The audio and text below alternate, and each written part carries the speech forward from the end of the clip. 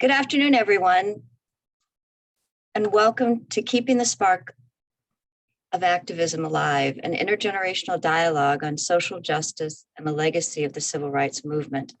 I'm Donna Butts, the Executive Director of Generations United. For more than 35 years, we've been the go-to national organization focused on programs and policies that connect generations rather than separate them. We believe deeply that segregating people by age weakens our social fabric and prevents communities from truly thriving. Before we begin today's event, I want to quickly go over some housekeeping items. This event is a Zoom webinar, so you won't be able to see your fellow participants' faces. However, the chat function is still available, and we encourage you to connect with one another. Generations United staff will be putting links to relevant resources and pages in the chat as the conversation progresses, so be sure to keep an eye on the chat box. Everyone who registered today for today's event will receive a recording of the webinar. Please feel free to share with others who might be interested in this. And finally, share your thoughts and join the conversation on social media using the hashtag IGActivism22. We look forward to hearing from you. This week is Global Intergenerational Week. As the leading organization in America focused on intergenerational solutions, Generations United is proud to join organizations from 11 countries in uplifting intergenerational policies, initiatives, and programs that are strengthening communities around the world. It seems like an appropriate week to celebrate because it's also National Conversation Week, which offers a platform for diverse people to come together and focus on solutions and commonalities amidst our polarized climate. One such program that is not shying away from tough but necessary conversations is Stories of Atlantic City, which we're very honored to elevate today. We consider current social justice movements like Black Lives Matters. Intergenerational dialogues and storytelling can be powerful tools as we think about these, powerful for education and deeper understanding, as well as a source of comfort and strength. I think Common and John Legend said it so well in Glory, the award-winning song they wrote for the film Selma. No one can win the war individually. It takes the wisdom of the elderly and young people's energy. Connecting wisdom and energy is what intergenerational conversations are all about. Now I'm honored to welcome Juan Williams, who will facilitate today's conversation. Juan is a distinguished journalist and author. His impressive career includes long stints at the Washington Post, NPR, and Fox News. He writes for publications that range from the Wall Street Journal to the Atlantic. He also writes a weekly column for The Hill. I encourage you to read it and share it. It's good. Juan has authored about a dozen books, including Eyes on the Prize, American Civil Rights Years, of which the New York Times said, the nobility of America's civil rights struggle comes through with the directness and strength of a spiritual.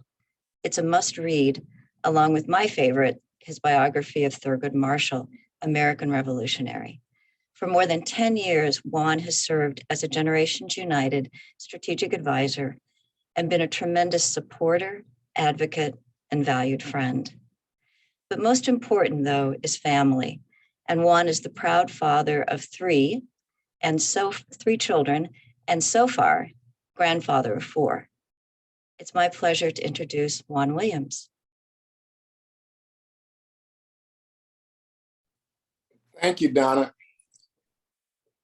Oops.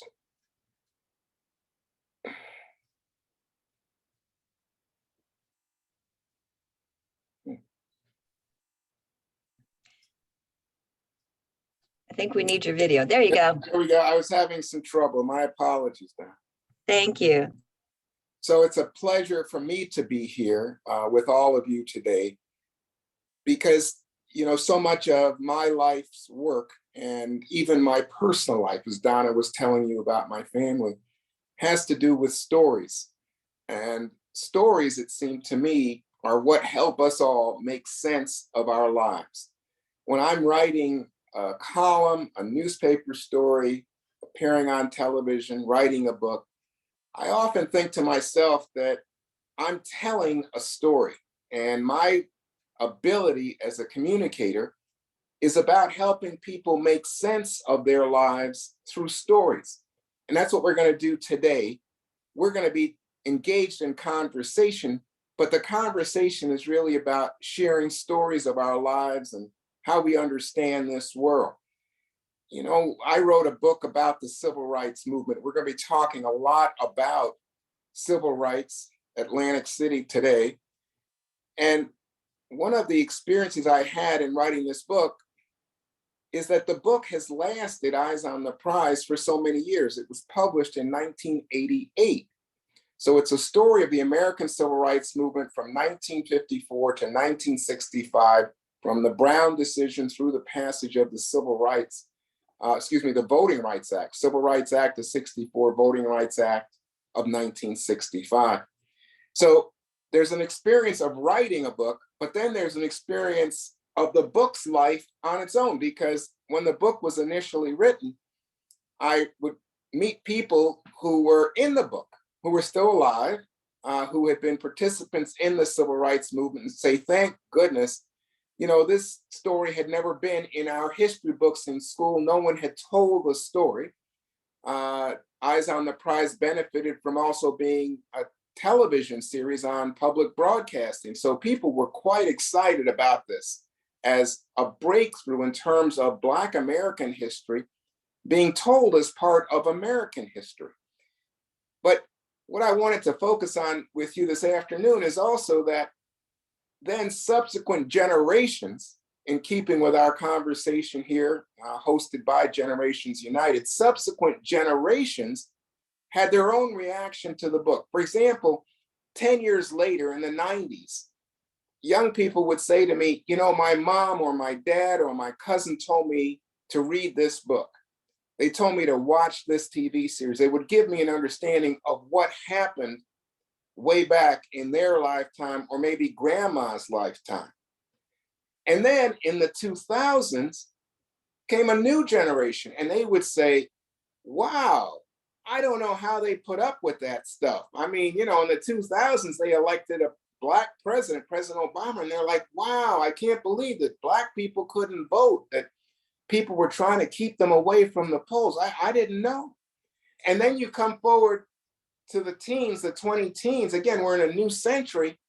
And once again, it's like people are stunned that when they read or have conversations, as we will today, about civil rights, they're like, oh, I didn't know that was an issue. I didn't know that people had to endure violence. They're like, is that real? Did that really happen? Did they really kill a little kid in Mississippi? They just don't believe in some cases. They want to know that, in fact, I'm not writing fiction, but I'm writing nonfiction, telling our story, the American story, telling our American history. And as you may know now, there are even arguments coming from some that say, oh, don't tell those stories because it's so upsetting. It might make some, you know, young white people feel guilty over the racist past in the United States. So it's an intriguing life that the book itself has, and that I, as the author, get to experience almost, and I would say not almost, but definitely separate from the writing of the book. So today, I am honored, I'm thrilled to be here with Donna Butts for Generations United, because we're going to have 4 speakers affiliated with the Stories of Atlantic City Intergenerational Project.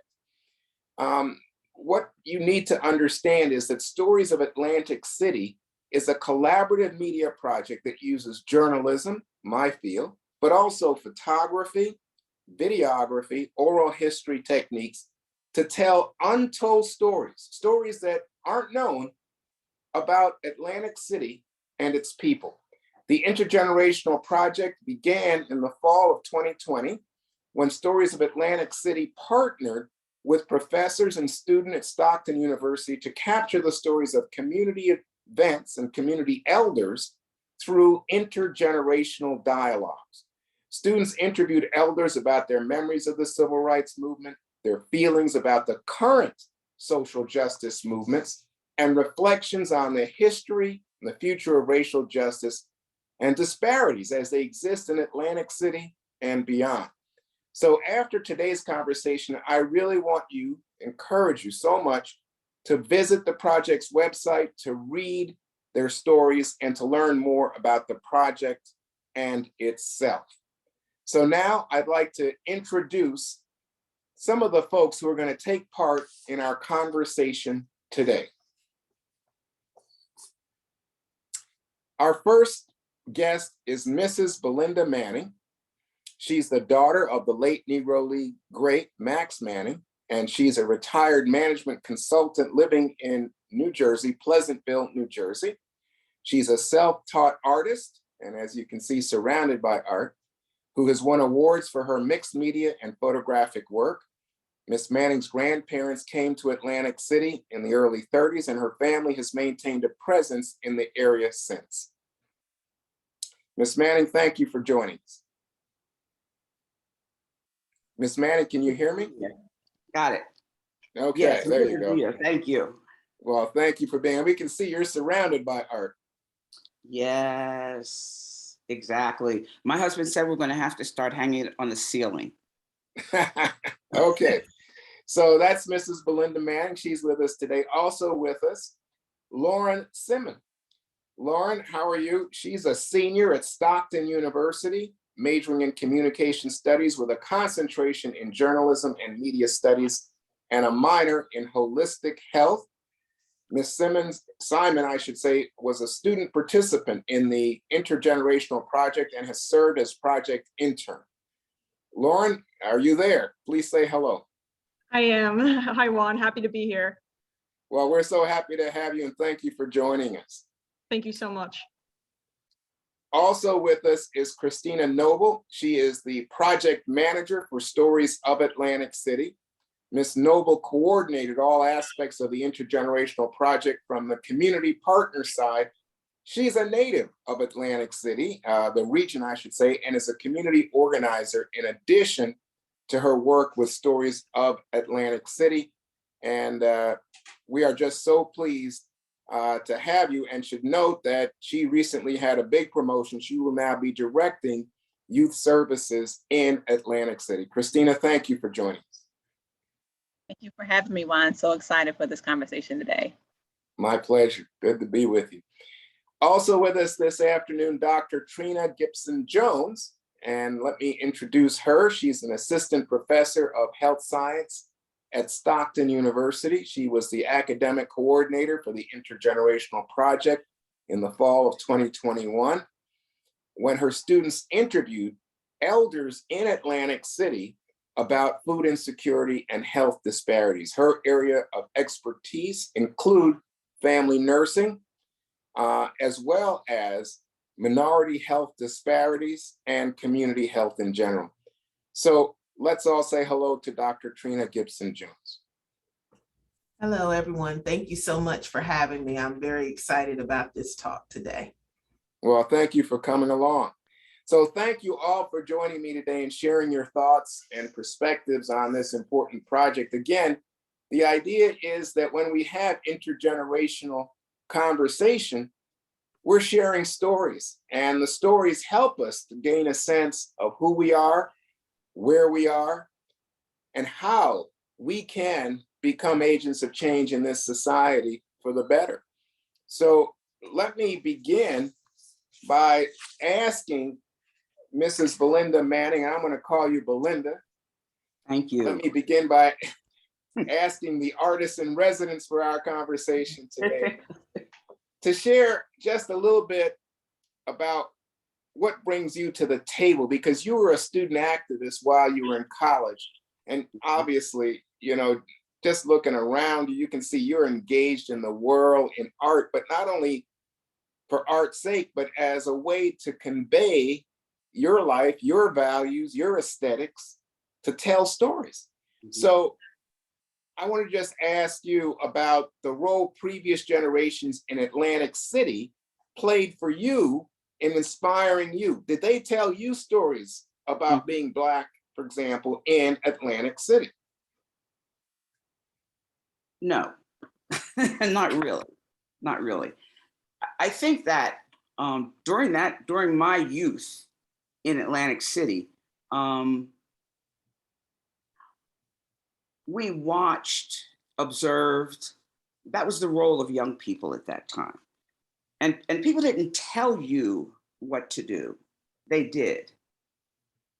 My grandmother fed people out of the back of her pantry.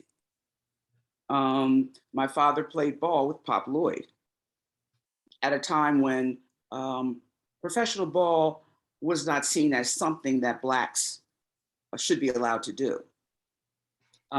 So the stories that I heard were mostly the stories about generosity, the generosity of heart of the community that I lived in.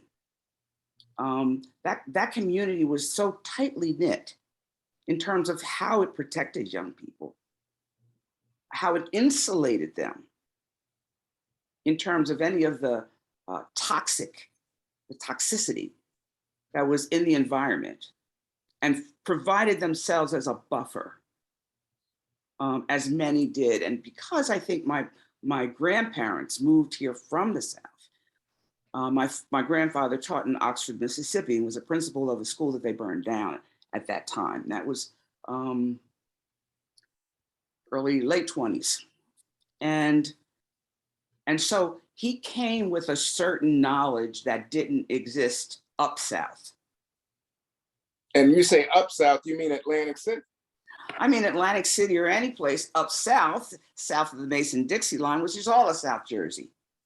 But you mean like the great migration of Black people from the South to the northern cities. And I just want to touch on that with you, because when you see people moving to Atlantic City, coming in, it creates a new sense of place. You called it up South. I right? call it up South. This is my meaning of up South. My meaning of up South is that up South practiced racism in a different way, but it was still the same toxic demon. So I called it up South. We tried to pretend as if something was different and magical about being in the North, right? But it was really just up South without the signs. It was the South without the colored signs. Now, let me just finish up with you by saying this. But you said your elders didn't talk to you about it. They just pretended like it wasn't real? No. The experience that I had, I grew up in a Black community. The economics of that community, the recreation of that community, everything existed in Atlantic City for the Black community below Atlantic Avenue. So all of the businesses on Arctic Avenue and up were all Black-owned businesses. It was a solid community. It was a solid community. And so there was not a, I mean, I never had a need, right? To do, I mean, we could go into any store that we wanted to go into, but I never had a need to integrate, if you will. Everything was contained in my community. Right. And my community kept me safe. But keeping you safe meant, and I'm going to stop here because I want to get the others involved, but keeping you safe meant that you lived in a segregated community. Absolutely. I lived in a segregated community, and I went to integrated elementary, junior high, high schools. All right. Let me introduce you now to Lauren Simon. Lauren, you're a senior at Stockton. You're about to graduate, so I think it's appropriate for everybody to say congratulations. Thank you so much. I really appreciate that. Yeah, that's such great news. Now, how old are you, Lauren? I'm 22 years old. I'll be 23 very soon. All right, so congratulations. Now, Lauren, as a senior, I'm wondering about your elders telling stories to you, but also, for example, just listening to Mrs. Manning, Belinda, we'll call her on this conversation. We're all on first name, but for you, have you heard stories like this before? Intergenerational stories that help you to create an understanding of who you are living in Atlantic City, going to Stockton? Absolutely. So I think that when I had first started in the intergenerational storytelling project back in the first round, I think that one of the biggest things that I had taken away from all those conversations, and of course, what Miss Manning had described, is really their whole sense of, I think their sense of persistence and passion around the topic of racial justice as a whole. And I think the fact that there's such a shared, similar vision and similar issues surrounding both the civil rights movement and of course now with the BLM movement. And when I had spoken to Mrs. Jane Gatson Rice back in the first round of the project, I remember she had kind of described it as like a second wave of the civil rights movement, everything that's going on now. So I think that that was one of the biggest things, was learning from their sense of ambition, what has been done in years past and what still needs to be done, and what our responsibility as some of the newest generations is going forward. You were talking about conversations with people, some of whom are not in this conversation we're having today, but I'm just sort of intrigued. You, as a young woman, a white woman, want to hear these stories. Why? I do, because I think now that being in a time of great, I want to say social consciousness, I feel like this is like such a consciousness raising moment, I think, living in the year that we're in 2022 for one thing. But I think the fact of now having, I feel like I take on a huge social responsibility. I think someone of being my age, being part of, I would say, the BLM movement as a whole, and other social movements alike. And I think it's important to know those stories, because going forward, like I said, it's kind of like that shared vision. That's kind of like the shared basis of what everything surrounding racial justice is really all about. And I think that knowing that and having that strength from previous generations is really what's going to help us move forward. Okay. Thank you so much, Lauren. Let me now turn to Christina Noble. She is the project manager for Stories of Atlantic City. So she coordinated all the aspects of the project from the community partner side. And Christina, I just wanted to ask you, what got you involved with this project and to take control of the project? It seems like you have a feel for the community that came from the storytelling and that benefited the storytelling project. Yes, so I think what got me interested in community work in general was the fact that my parents, they ingrained that in me as a child. And I have a purpose. I feel like I have a purpose and passion in this type of work. I was always involved in the community for as long as I can remember. Between working at summer camps, I've done a lot of arts programs for youth, worked in education for a long time. I did a lot of faith-based work. And so I always had a passion for community, especially my community. And even living out what we call offshore here, I was always in Atlantic City, literally almost every other day. My family lived there. My grandparents were there. My mom did a lot of errands there. And so I was in this community a lot. And honestly, the community that I lived in offshore looked different than the Atlantic City community. But I, despite all the terrible things I'd seen in the news, I knew Atlantic City. I knew the heart of Atlantic City, and I knew how beautiful of a city it was. So when I got older, it made sense for me to come back and to do work in this community. And so I had all these beautiful memories, which of course, led me back to this community. But I also had a very adverse experience. My only brother, who resided in Atlantic City, was tragically a victim of gun violence. And that happened just a few weeks before I graduated high school. Could not wait to get out of this town after that. Ended up going to college right after that. I went to Howard in Washington, D.C., and I had no plans of returning. At that point, I had a really contentious relationship with the city, and eventually I found myself back here. You could say God, you could say the universe, whoever led me back. I ended up back here. And even when I returned, I still had this contentious relationship with the city. I still viewed it differently than I did when I was young. And so in 2020, when I came onto this project, it was by chance. I'm a bit of a world traveler, so I was in between jobs. I was looking for something more adult-like. I was trying to root myself back into the community. And so my friend actually came across this role. And honestly, when I first saw the title, I said, you know what, I still have my feelings about Atlantic City. And it ended up being the perfect thing that I needed. It was really a full circle moment for me.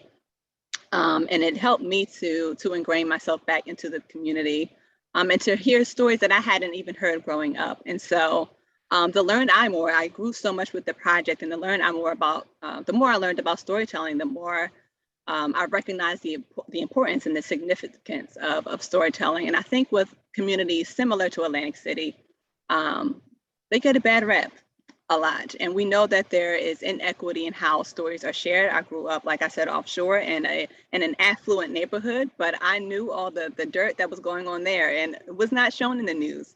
And so again, I really recognize the importance of sharing these stories, especially these stories of resilience, these restorative stories. There are beautiful things happening in Atlantic City. Yes, it has its challenges like every city does, but I thought that it was unfair that these stories weren't being shown, these stories of positivity, these stories of these wonderful people doing wonderful things in their community. And so to be in a project like this, especially considering the past, my traumatic experience, it helped me to even recognize, again, just how important the story share is, and passing these positive stories along, and what it does for people outside of the community, but also for people inside the community. You get used to hearing one narrative so often, you start to believe things, you start to internalize things that may not necessarily be true. So that's why we really aim to share these restorative stories. Although we identify as a journalism organization, we also claim to be very biased, which is typically a no-go when it comes to journalism, but we're proudly pro-AC. And we aim to shed a wonderful light on it as much as we possibly can. Well, I like that. Yes. You're positive AC, and you claim it, you take it. I mean, you accept it. Absolutely. And it doesn't mean that we don't shine light on the challenges too, but we do it in a strengths-based or solutions-based rather approach. So if we're going to talk about a challenge, we're also going to offer you information about the people who are doing the work in the community to rectify that situation or that challenge. Now, you were just talking about, stories, the power stories have, I think you said restorative, but the power stories have to build, to communicate, to connect among people. But you didn't say if your parents told you stories. You said you were offshore and Yes. you knew what was really going on, but you didn't say that you learned this from your elders. I did. So my mom is a natural storyteller. She has stories for days. She literally has a full binder of stories that she's written out since she was a kid. And so although I did not go to school to study journalism or anything writing related, I did psychology and human development.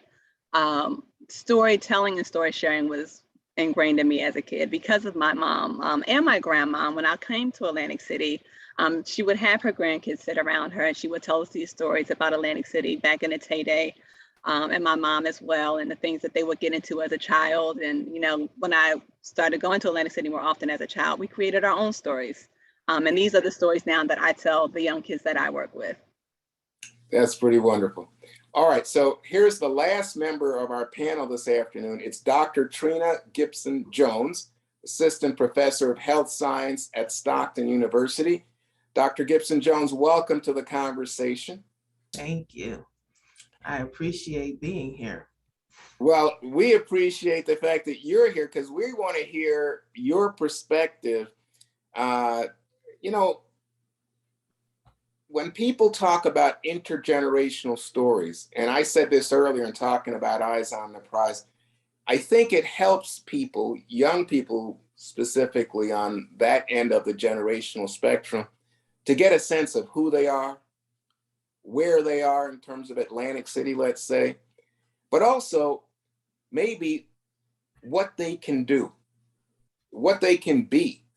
And so I'm looking at you as someone who's involved in community organizing, someone who's involved with health services, someone who's involved with improving health outcomes and remedying health disparities. So tell me, did stories help you find who you were and how help you to become the person you are? I think that Stories of AC was a natural extension of who I am as a person. As a nurse for over 25 years, advocacy is one of our tenets that we have to be involved in for our patients. We need to be advocates. We're trained to be advocates for our patients, advocating for people who cannot advocate for themselves.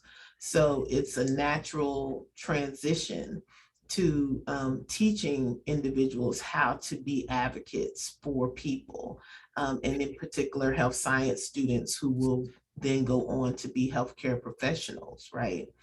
And when we talk about health disparities, which you mentioned, avoidable differences in health outcomes, we need to teach them about those as well, in that they're not just racial and ethnic background differences. It could be gender, sexual identity, orientation, or disability that could cause, in these subgroups, differences in health outcomes.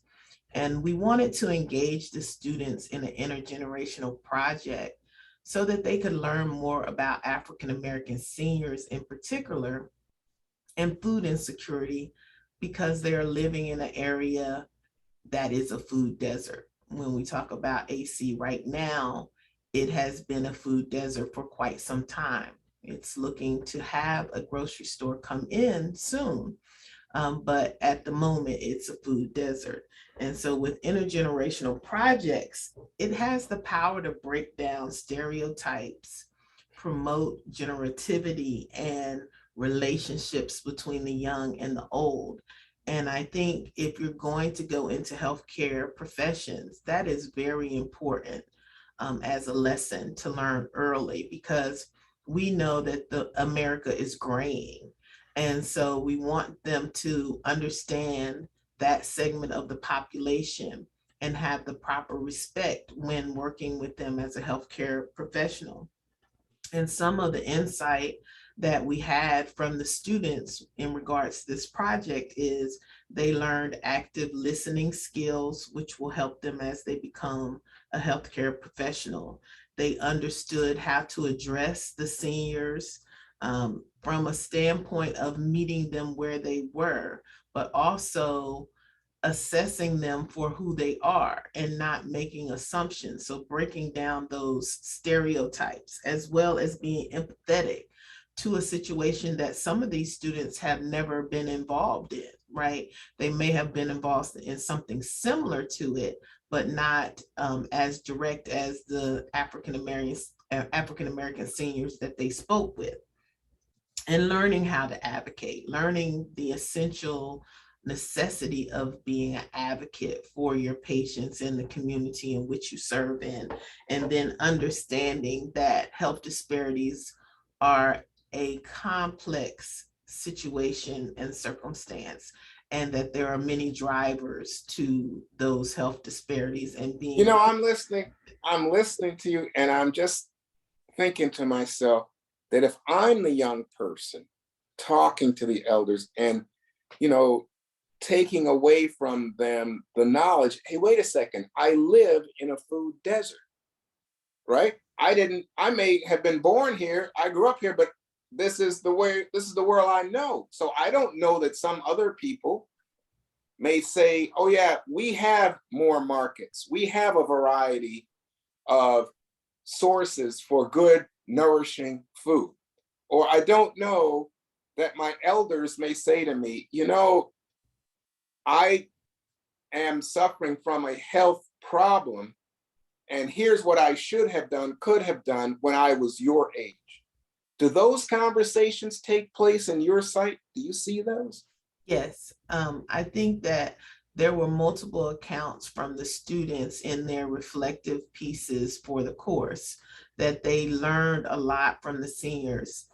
as I mentioned before, situations that they might not themselves be in, but they could hear it from the seniors and understand it and take it in and be respectful of that information that they had gathered and begin to understand the complex nuances of what's going on in a community in which they might not live in. And so, and vice versa, the seniors also mentioned how they were ignited by the passion of the students and how they felt that they were the future and that they saw the advocacy building in them. And so I was very pleased, and I think Christina could also attest to this, very pleased with the outcome of this project. You know, that's great, because again, it's not one side learning from the other. It's kind of like a fusion. It's like a, you know, a critical explosion that's caused, you know, when the elements come together. We're talking about the different generations, young, old, people of all races coming together and now creating something brand new. You know, I mean, that's tremendous. I want to go back here to Belinda. And Belinda, did you have an experience of seeing those young people kind of get excited from conversations with you? I think I got more excited than they did. Because I enjoy talking to young people. I really do. There's a sense, there's an energy that they have and a hopefulness that they have. That's like lighting a match. And if you stand in front of it, it's warming. So talking to them and hearing different perspectives, having conversations that built upon each other, you know, learning to have conversations in different ways, in ways that we enhance the learning for both of us. And I think that's what you were talking about when you talked about, you know, generations and the explosion of generations. And I wanted to just add one more thing, though, because we talk about the civil rights movement as if that were the only movement. But Harriet Tubman was in her 20s when she led folks in the Underground Railroad, Right, in a revolution that started far beyond where we are. And I think that the spark and the need for justice has always been a life's adventure for people who are activists. It's a life, it is an unmonetized belief. You know, we've monetized most of our belief systems, but commitment and shoulder to the wheel as it relates to our community, in joining in ways that are holistic, and when we're healthy and can breathe the same air sometimes, you know, it's a completely different experience. But yeah. we've done so much with what we've got, and Lauren and Christina, oh my God. I wanted to pick up on something Trina was saying a moment ago about how it helped the young people to gain a sense of health disparities, a real issue, about a real target for activists in this generation, even as she was saying, food deserts. Now, did any of that come up in any conversation you had? Are you speaking to me? Yes, I am. Okay. It always comes up. It comes up almost every day. I participate in a group called Crops, you know, where people are being taught how to plant gardens in the front of their yards, and the need to do that in small patches of land. And we also do, as a matter of fact, on Tuesday, I did a food distribution. Got it. We distributed food to 148 people in 2 hours. I mean, not people, families, 148 families in 2 hours. So the notion of really understanding what not just food desert looks like, but what's happening to middle and poor people right now in terms of being able to survive in this economy. is crucial to come to the table around that and help people understand how they can survive through that. We got to go back to cooking beans with neck bones, and we've got to get some greens out of the garden because this is green season. I mean, we got collard greens. We have a community garden about 5 or 6 blocks from here, and people can go in and pick. It's take and tend, and we are doing a number of them all around the city. And we had this conversation because Christina and the good doctor held a symposium where we all talked about that and brought together all of the people who are addressing the issue of food insecurity. This is great. So because, Lauren, let me get you to jump back in here because, you talked about your activism, your involvement with Black Lives Matter and the like. And here's an aspect of it that people watching this afternoon maybe, wow, I didn't think about health disparities. I didn't think about the food desert aspect. Is this something that came up to you? Has it been a revelation to you in these conversations, Lauren? So I wouldn't say in my time in the project, I don't think that was a topic that we had hit on as much. However, I was increasingly more aware of it because of everything that Stories of Atlantic City has done since then in terms of addressing health disparities in the Atlantic City community. And I think that's something that I'm more interested in learning myself, being a holistic health minor, and really diving into that and kind of understanding that a little bit more from the lens of the project. So these conversations help. I mean, that's what we're trying to do, is expand understanding. Absolutely. Mm-hmm. Yeah. So Christina, again, did you come across other topics like this? I think because of Dr. Gibson Jones being here, we're talking a lot about health disparities, but I'm wondering, as coordinator of the project, if you came across other kind of surprises that just kind of naturally, organically, keeping with our food thing, organically came out of these conversations, but were a surprise to you. Well, of course, the food accessibility came up often, as well as civil rights. I thought it was interesting as well, though, just talking or picking back up to some of the answers that were already given in this exchange of stories. The students did learn a lot about the difference in their experience with the elders, but a lot of them also had similarities and they found resonances within their stories. So going back to the food accessibility, some of the students said, you know what? I did have food access problems. There was food insecurity in my home. I never knew it was a thing. It wasn't called by that term, but we have some similarities as well. And these were diverse students from across the board, students who you wouldn't think would have the same experience as some of these elders who looked differently from them. But they had a lot of resonances there too. So I think that was not surprising, of course, because we all have very diverse backgrounds and come from different walks of life. But it was good to be able to witness those conversations and find those similarities and find those places in which, the students could find commonalities with the seniors as well. It wasn't such, I think the more that they shared these stories, they found that they weren't worlds apart that they, may have originally thought they were. They were more similar in ways than they had thought before. And I thought that was also very powerful. That's really interesting. Because it certainly, stories bring people together. But from your background in community organizing, it also seems that it would then allow them to help each other in their lives. Absolutely. And I think it's, important to share stories across the board because these are things that you take with you wherever you go in your life. So whether you're planning to become a journalist or a writer of sorts, or you're planning to be in healthcare, or you're just planning to own a bodega or start a community organization, these stories are things that you're going to take with you for the rest of your lives. And it's really going to affect the way that you treat people in the future that you come across that may look differently from you, that may come from different walks of life, but it's going to show you empathy and how to be empathetic to those people. And so, again, I just think the story sharing in general is really powerful for anyone who hears them and anyone who shares them.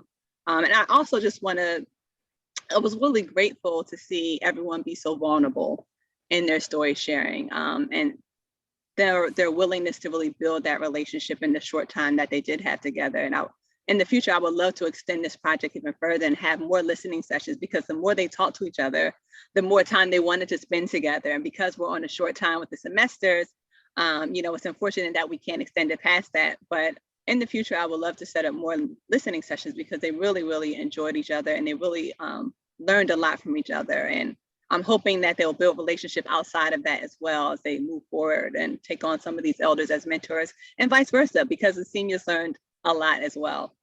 Yeah, that's what I think. Ms. Gibson Jones, you kind of given us the theme here today about health and food and nutrition. And I wonder if you agree, that the information is flowing in both directions. Oh, no, I most certainly agree. I got to witness that firsthand working with the project. And as Christina mentioned, there were some areas in which the students and the seniors found common ground. And I think that was a learning lesson for the students, because people can come from varying backgrounds and they can be different from you, but they may have similar stories, right? Again, that's another way to break down those stereotypical thoughts that we might have, and another way to say that, to break down implicit bias. And so we know that is something that we struggle with in regards to healthcare, because there's so many research articles out now in regards to implicit bias and how that impacts health outcomes for patients in varying subgroup populations. And so teaching a student about this and letting them see it is two different things, right? Classroom didactic work as opposed to real world application. And I think that's a lot what the students really got to do, is to hear me talk about it and discuss it, and they discuss it in class, but then go out into the community and apply, and to see and to hear those stories come alive through the seniors.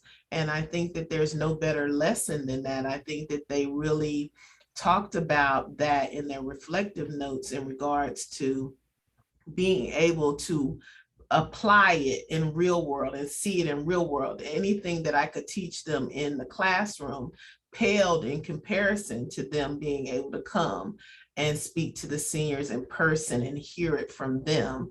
And so, I think that they were touched in ways that they wouldn't have been touched. I think that I'm a great educator, but I don't think that I can surpass the experience of experience. So I think that they did well with that. That experience is storytelling. By the way, Christina, we had just an inquiry where people wanted to know how the elders were selected, how the young people were selected. Yes, so the young folks were selected.